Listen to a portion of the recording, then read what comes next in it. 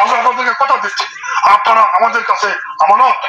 যদি আপনাদের পরিশ্রম যদি সফল হয়, সকাল থেকে আমার আরামনগর ইউনিয়নের ভাইরা এই ভাবসা গরমে রোদের গরমে শ্রম দিচ্ছে। আল্লাহ যদি আমাদের শ্রম কবুল করে, আল্লাহ যদি আমাকে এই ভাষণের জন্য এমপি কবুল করে, আমি আপনাদের সামনে অর্ডার করতেছি, বাংলাদেশের কোথায় কি ঘটবে জানি না, এই বাংলাদেশে প্রতিতলা ধামরাট থানাতে আমাদের কোনোদের কাউকে টাকা দিয়ে ঘুষ দিয়ে কোনো হিসাব কোনো বিচার আপনাদেরকে নিতে হবে না। আমি আপনাদের কাছে অর্ডার করতেছি, এস অফিস ইউনিয়ন অফিসে আমাদের উৎকোচ দিয়ে কোনো কাজ করতে হবে না।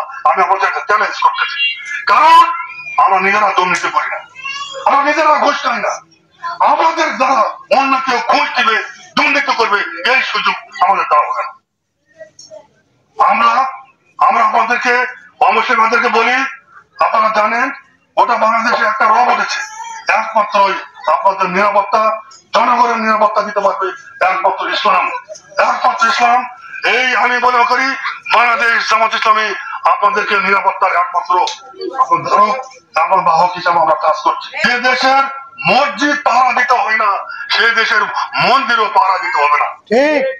যারা মেম্বার হয় তারা ভাতা পায়, যারা উপজেলা চেয়ারম্যান হয় তারা সরকার থেকে ভাতা পায়, যারা উপজেলা ভাইস চেয়ারম্যান হয় তারা ভাতা পায়, ওদের মহিলা ভাইস চেয়ারম্যান ভাতা পায়, ঠিক একইভাবে এমপিরাও ভাতা পায়।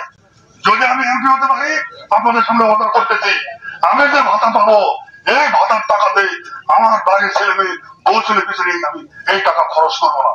আল্লাহ আমাকে যে সম্পদ দিয়েছে, একটি ছেলে চাকরি করে, আমার যে সম্পদ আছে এই সম্পদ দিয়ে আমার দুটি মেয়ে চলতে পারবে ইনশাআল্লাহ। আমি যে ভাতার টাকা পাবো এই ভাতার টাকাতে প্রতিতলা এবং ধামরাটে অসহায় মানুষদের কাছে সমাজ কল্যাণ খাতে আমি এই টাকাটি ব্যয় করবো।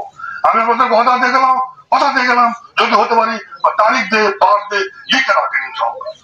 সম্মানিত উপস্থিতি, আসেন প্রশাসন ব্যবস্থা কায়েম করতে চাই। এই দুর্নীতিমুক্ত প্রশাসন ব্যবস্থা একমাত্র তার দ্বারাই কায়েম হতে পারে যার ভিতরে আল্লাহ বেঁচে আছে, যার ভিতরে মরার ভয় আছে, যার ভিতরে আল্লাহর আইন আছে এবং সৎ শাসন আছে।